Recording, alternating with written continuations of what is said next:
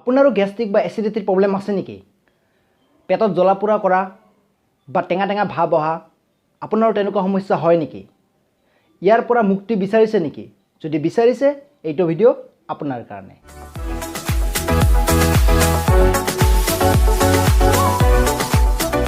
আমি কি খাদ্য খাওঁ, কিমানখিনি খাওঁ আৰু কেনেকৈ খাওঁ, তাতকৈ জৰুৰী আমাৰ কিমান এবজৰ্ব হয় বডিটোত আৰু আমাৰ কিমানখিনি হজম হয়। নমস্কাৰ, মই কুশল গোস্বামী ফিটনেছ ট্ৰেইনাৰ। স্বাগত জনাইছোঁ সকলোকে মোৰ চেনেললৈকে। আজি এচিডিটিৰ ওপৰত কথা কওঁ। গ্যাস্ট্ৰিক, টেঙা টেঙা ভাব হয়। মেক্সিমাম সব মানুহৰে দিনত এদিন হ'লেও তেওঁলোকৰ বা এবাৰ হ'লেও গ্যাস্ট্ৰিকৰ প্ৰব্লেম পাইছে, বা তেনেকুৱা মানুহ খুব কমেই হ'ব যাৰ গ্যাস্ট্ৰিক হোৱা নাই আজিলৈকে। চ' এইটো চবৰে প্ৰব্লেম হয়। চ' তাৰে ওপৰত আলোচনা কৰোঁ, কেনেদৰে মুক্তি পাব পাৰি ইয়াৰ পৰা। গ্যাস্ট্ৰিকনো কি? মানুহবিলাকে কয় বা যিবিলাকৰ গ্যাস্ট্ৰিক হয় তেওঁলোকে কয় যে টেঙা টেঙা ভাব আহিছে, ভাব হয়। কি টেঙা টেঙা ভাব আহিছে? আমি তাৰে ওপৰত আলোচনা কৰোঁ। আমাৰ পেটত হাইড্ৰক্লৰিক এচিড উৎপন্ন হয়, আৰু এই এচিডৰ মাত্ৰা যেতিয়া বেছি হৈ যায় তেতিয়া ওপৰৰ ফালে ফ্ল' কৰে আৰু আমাৰ গ্যাস্ট্ৰিকৰ প্ৰব্লেম হয়। ওপৰৰ পৰা উঠি আহে এচিডটো। চ' তেতিয়া আমাৰ গ্যাস্ট্ৰিকৰ প্ৰব্লেম হয়, বুকু বিষায়, জ্বলা পোৰা কৰে, উগাৰ আহে টেঙা টেঙা। ইমানখিনি খাদ্য আমি খাওঁ, যদি আমি সেইখিনি খাদ্য হজম কৰিব নোৱাৰোঁ তেতিয়া আমাৰ দেহত টক্সিন হয়। সেই খাদ্যখিনি যদি হজম নহয় তাত বেয়া হোৱা আৰম্ভ কৰে আৰু টক্সিন উৎপন্ন হয়, আৰু তাৰ পৰা আমাৰ এচিডিটিৰ প্ৰব্লেম হয়। চ' প্ৰথমতে আমি আলোচনা কৰোঁ গ্যাস্ট্ৰিক কিহৰ পৰা হয়। চ' গ্যাস্ট্ৰিক আপোনাৰ বিভিন্ন ধৰণৰ হ'ব পাৰে।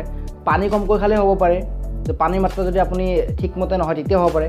যদি আপোনাৰ খোৱাৰ টাইমিংটো ঠিক নহয়, যদি আপুনি বহুত ৰাতিলৈকে খায়, ৰাতিপুৱা বহুত দেৰিলৈকে খায়, তেতিয়া হ'ব পাৰে। আৰু আপোনাৰ গ্যাস্ট্ৰিক হোৱাৰ আৰু এটা কাৰণ আছে, আপুনি যিটো খাদ্য খায়, যদি আপুনি ভালদৰে চোবাই নাখায়। কাৰণ 50% যিখিনি ডাইজেশ্যন সেইখিনি আমাৰ মুখতে হৈ যাব লাগে। আমাৰ ছিষ্টেমটোৱে বনাইছে তেনেকৈ। 50% ডাইজেশ্যন আমাৰ মুখতে হ'ব লাগে। চ' আমি যদি ভালদৰে চোবাই লাহে লাহে নাখাওঁ, তাৰ কাৰণে আমাৰ এচিডিটি হ'ব পাৰে। আৰু আমাৰ যদি টোপনি ভাল নহয়, কাৰণ আমাৰ ডাইজেশ্যনৰ ছিষ্টেমটো ৰাতি ভালদৰে হয় আমাৰ দেহত। চ' টোপনি এটা ভাল টোপনি হ'লে আপোনাৰ ডাইজেশ্যন ভাল হ'ব আৰু আপোনাৰ গেষ্ট্ৰিকৰ প্ৰব্লেম নহয়। চ' টোপনিটো ভাল লাগিব আপোনাৰ। ৰাতি আমি ভেজিটেবল খাওঁ, ছাপ'জ আমি ফুলকবি খালোঁ, বন্ধাকবি খালোঁ।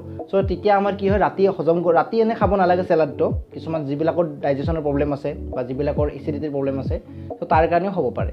ইয়াৰ পৰা ক্ষতি কেনেদৰে হয়, কি হয়? ক্ষতি আপোনাৰ বহুত ধৰণে হয় ইয়াতে। যেতিয়া আপোনাৰ টেঙা টেঙা ভাব আহিব, পেটত জ্বলা পোৰা কৰিব, বুকলৈকে টেঙা টেঙা ভাব আহিব, বুকত জ্বলা পোৰা কৰিব, আৰু আপোনাৰ মাথালৈকে আহে। চ' গেছটো যেতিয়া আপোনাৰ মাথালৈকে পায়, দিনটো এটা সহ্য ভাব আহি থাকে, ভালদৰে আপুনি কনচেনট্ৰেট কৰিব নোৱাৰে, এটা বহুত সমস্যাত ভুগি থাকে।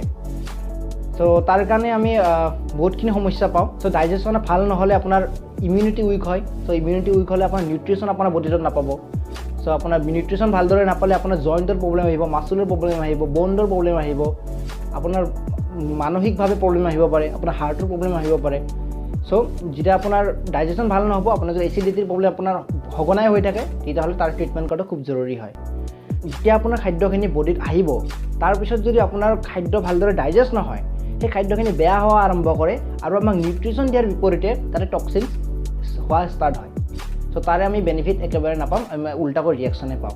আৰু এটা পইণ্ট এড কৰোঁ মই, যেতিয়া আপোনাৰ ৰাতিপুৱা আপুনি উঠে সোনকালে, পানী এগিলাচ খায়, যদি আপোনাৰ পেট চাফা ভালদৰে নহয়, চ' আপোনাৰ দিনটোৰ কাৰণে এটা বেয়া ভাৱ আহি থাকে। কাৰণ পেট চাফা হোৱাৰ লগত, পেটৰ লগত আমাৰ যিটো মাইণ্ডৰ কানেকশ্যন সেইটো বহুত ষ্ট্ৰং হয়। চ' তাৰ কাৰণে আমি যেতিয়া আমাৰ ডাইজেশ্যন বেয়া থাকিব বা আমাৰ ৰাতিপুৱা পেট ভালদৰে খালী নহ'ব, ত' তেতিয়া আমাৰ এটা মনত বেয়া এটা নিগেটিভ এটা ইম্পেক্ট পৰি যায়। ত' তাৰপিছত আমি আলোচনা কৰোঁ ইয়াৰ পৰা কেনেদৰে বাচিব পাৰি, ইয়াৰ পৰা কেনেদৰে মুক্ত পাব। কিছুমানে কয় যে ভাত খোৱাৰ আগত পানী খোৱা, ভাত খোৱাৰ পিছত পানী খাব নালাগে, 1 ঘণ্টাৰ পিছত খাব লাগে। চ' তেনেকুৱা একো চাইণ্টিফিক ৰিজন নাই, তেনেকুৱা চাইণ্টিফিক ৰিজন একো ওলোৱা নাই যে ভাত খোৱাৰ পিছত খালে আপোনাৰ ডাইজেশ্যন বেয়া হ'ব। কাৰণ বহুত ষ্টাডিৰ পৰা এনেকুৱা কৈছে ভাত খোৱাৰ পাছত খালে আপোনাৰ ডাইজেশ্যন ভাল হয়, আপোনাৰ খাদ্যখিনি আপোনাৰ গলি যোৱাত হেল্প কৰে। চ' বহুত ষ্টাডি এনেকুৱাও কৈছে যে ভাত খোৱাৰ পাছত পানী খালে প্ৰব্লেম হয়, ভাত খোৱাৰ আগত পানী নাখালে অসুবিধা হয়। বহুত মিছা ধাৰণা আছে। কিন্তু যদি আপোনাৰ এচিডিটিৰ প্ৰব্লেম আছে, গেষ্ট্ৰিকৰ প্ৰব্লেম আছে, মই আপোনালোকক ৰিকমেণ্ড কৰিম যাতে পানী কমকৈ খায়। কাৰণ পানী বেছিকৈ খালে এনেকুৱা হ'ব পাৰে, যিটো আপোনাৰ পানী খোৱাৰ পিছত আপোনাৰ যিটো পেটটো ফুল লাগি থাকিব পাৰে আৰু এটা প্ৰেছাৰ ক্ৰিয়েট হ'ব পাৰে, যাৰ কাৰণে আপোনালোকৰ এচিডিটিৰ ভাৱ বা তেনেকুৱা ভাৱ এটা এচিড আহিব পাৰে ওলাই পিনে। চ' তাৰপিছত মই ৰিকমেণ্ড কৰিম আপোনালোকক, যেতিয়া আপোনালোকে শুৱে, যেতিয়া আপোনালোকে টোপনি মাৰে, লেফ্ট ছাইড হৈ টোপনি মাৰিব। আমাৰ ষ্টমাকটো লোকেটেড হৈ আছে লেফ্ট ছাইডৰ লগত। সো লোকেশন যেটো আমাৰ ষ্টমাকৰ যদি বিপৰীত সাইডে আমি শুম তেতিয়াহ'লে ষ্টমাকত এটা প্ৰেছাৰ পৰে যাৰ কাৰণে ওপৰৰ পিনে এটা প্ৰেছাৰ ক্ৰিয়েট হয় আৰু আমাৰ গেষ্ট্ৰিক ভাৱ হ'ব পাৰে বা ডাইজেশ্যন ভাল নহ'ব পাৰে সো আমি ৰাতি যেতিয়া শুম আমি লেফ্ট সাইডে শুব লাগে সো তাৰ কাৰণে ধ্যান ৰাখিব আৰু ইয়াতে আপুনি সবতকৈ 1 নম্বৰ অমৃত হৈছে আপোনাৰ যেতিয়া ডাইজেশ্যনৰ প্ৰব্লেম হয় এচিডিটি হয় ইয়াত দৈ আৰু অমিতা আপোনালোকে ৰেগুলাৰ কনজিউম কৰক ৰেগুলাৰ খাব লাগিব কাৰণ দৈ আপোনাৰ প্ৰ'বায়'টিক্স থাকে তো তাৰ কাৰণে আমাৰ গুড বেক্টেৰিয়া পেটত হজম হোৱাত হেল্প কৰে গুড বেক্টেৰিয়া থাকে পেটত ভালদৰে আমাৰ হজম হয় আৰু আপোনাৰ অমিতাত আপোনাৰ এনজাইম থাকে যাৰ কাৰণে আমি বহুত ভালদৰে বডিত এবজৰ্ব কৰিব পাৰোঁ সো দৈ আৰু অমিতা এড কৰক তাৰপিছত আপোনালোকে ভাল টোপনি এটা যাতে আহে তাৰ কাৰণে যত্ন লওক ভালদৰে 6 পৰা 8 ঘণ্টা টোপনি যাতে আপোনালোকৰ আহে কাৰণ টোপনি ভাল আহিলে আপোনালোকৰ ডাইজেশ্যন সিস্টেমটো ভাল হ'ব তাৰপিছত আপোনালোকে ঘি এড কৰক ঘিউটো আপোনাৰ বহুত ভাল হয় ডাইজেশ্যনৰ কাৰণে আপোনাৰ ঘিউৰ বেনিফিট বহুতখিনি আছে সো ঘিউৰ কাৰণে ঘিউ আপুনি এড কৰক আৰু আপুনি নৰ্মেল দালি ভাত এড কৰক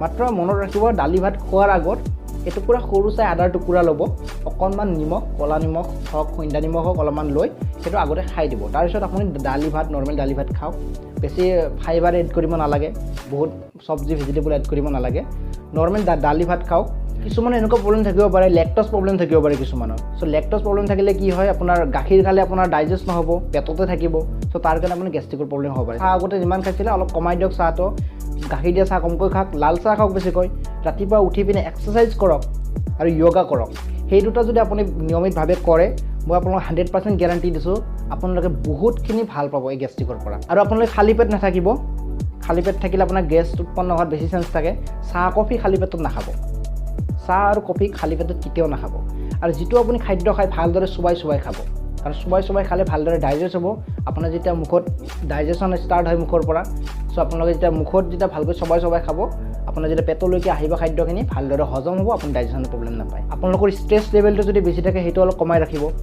আৰু ওভাৰঅল ক'ব গ'লে আপুনি এটা ভাল লাইফষ্টাইল যদি আপুনি ষ্টাৰ্ট কৰে আপুনি এইটোৰ পৰা মুক্ত হ'ব পাৰিব কাৰণ অকল এটা বস্তুৱে আপোনাৰ প্ৰব্লেম কেতিয়াও সলভ কৰিব নোৱাৰে আৰু এইটো প্ৰব্লেমটো বহুত চিৰিয়াছ হয় কাৰণ যদি আপোনাৰ সঘনাই হৈ থাকে যদি আপোনাৰ ৰেগুলাৰ বেষ্টত হৈ থাকে বা তেনেকুৱা যদি অলপমান চিৰিয়াছ কণ্ডিশ্যনত হৈ থাকে তেতিয়াহ'লে আপোনালোকে নিশ্চয় এইটোৰ ওপৰত ট্ৰিটমেণ্ট ল'ব আৰু মই যিখিনি আপোনালোকক দেখাইছোঁ বুজাইছোঁ সেইখিনিৰ ওপৰত আপোনালোকে ভালদৰে চাই লওক ভালদৰে বুজি লওক তাৰপিছত যদি ভাল নাপায় এটা ডক্টৰক দেখাই লওক আৰু আপোনালোক সকলোকে মই কিছুমান সমস্যাৰ পৰা কেনেদৰে বাহিৰ ওলাব পাৰি বা কেনেদৰে বাহিৰ ওলাব আপোনালোকে মই তাৰে বিষয়ে ক'ম আৰু আপোনালোকে মোক বহুত ছাপোৰ্ট কৰিছে বহুত ভাল লাগিছে তাৰ কাৰণে আৰু যদি আপোনালোকৰ কিবা কুৱেশ্যন থাকে মোক জনাব মোৰ ভিডিঅ' যদি আপোনালোকৰ অলপো ভাল লাগিছে বা অলপো ইনফৰ্মেটিভ টাইপ লাগিছে ছাবস্ক্ৰাইব কৰক শ্বেয়াৰ কৰক কমেণ্ট কৰক আৰু লাইক কৰক মোৰ ভিডিঅ' চোৱাৰ বাবে আপোনালোক সকলোকে ধন্যবাদ